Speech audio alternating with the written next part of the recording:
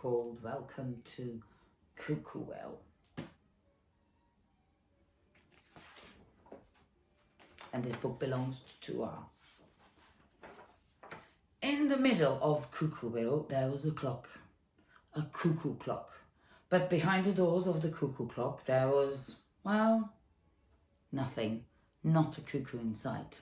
Instead, every hour, one of the townsfolk would run up the steps and burst through the little wooden doors, shouting out the time. How they love being the cuckoo.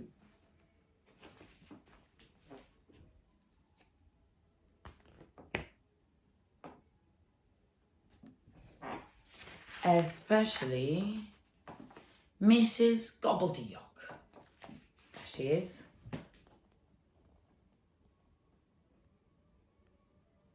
She's really enjoying going cuckoo.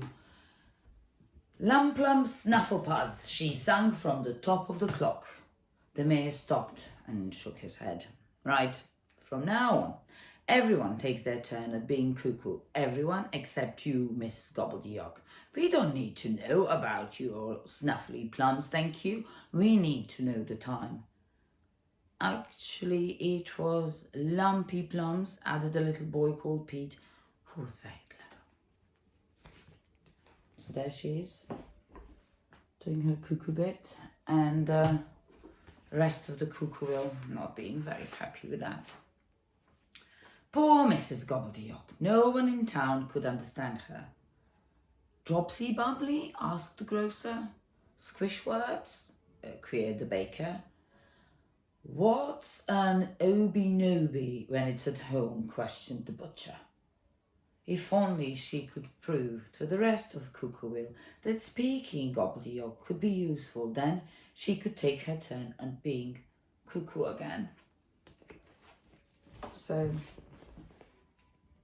there are people asking questions, and there she is looking very, very sad, sitting on the bench. One day, a strange vehicle came rumbling over the hills. The townfolk stood and stared. Who are they? The grocer wobbled. Where did they come from? The baker quivered. I haven't got enough sausages, the butcher shuddered. What do they want? The mayor whimpered, starting to panic. So look, there's the strange vehicle coming. And there's the butcher, baker, grocer, and the mayor, and the little Pete, all looking very puzzled. The vehicle stopped. The doors opened. The steps came down. Visitors! Cried the grocer, tossing some tomatoes. Strangers! Yelped the baker, lobbing buns in the air. Aliens! Boomed the butcher. The townsfolk panicked and ran in all directions. So this is the vehicle. And this is the reaction of the Cuckooville residents. They got tangled together and landed in a hysterical heap.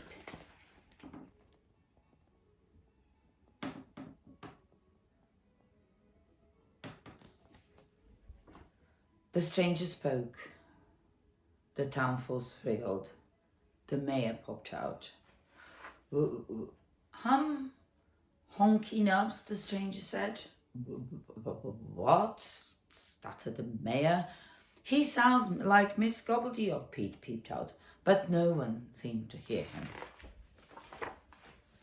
So there's the mayor.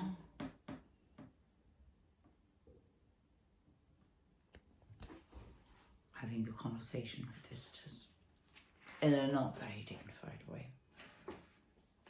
But just then, Miss Gobbledygook appeared. She marched right past the mayor and greeted the strangers with a smile. Nobbly crabs, she said politely. Nobbly crabs, said the strangers. Fluffy snobs, egg drops, wink, pointed Miss Gobbledygook. She's telling them to get lost, hissed the grocer. She's giving them what for, barked the baker. She wants a big sloppy kiss, whispered the butcher. She is giving them directions, said Peter loudly. So there she is. And there's Peter finally deciding to speak up, to be loud. Oh, breathed the townsfolk, relief in all directions.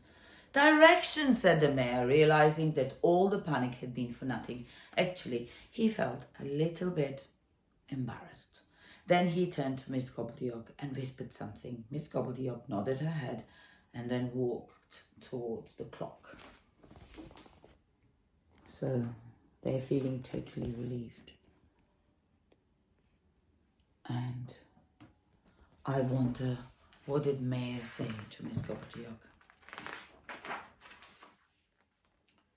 Bobbledy plop, Cuckooville, Miss Gobbledygook shouted from the top of the clock. So there she is. Which means, said the mayor, welcome to Cuckooville. And with that, the mayor invited the visitors to join them for a jibbly jabble, something like that.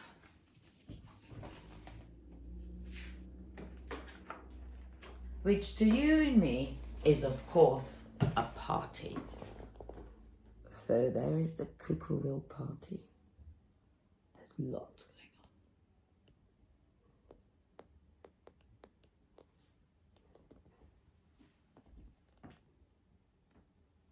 on. And now, when you leave Cuckooville, there is a sign saying, you are now leaving Cuckooville, twinned with Wobbleton Gobbleswell.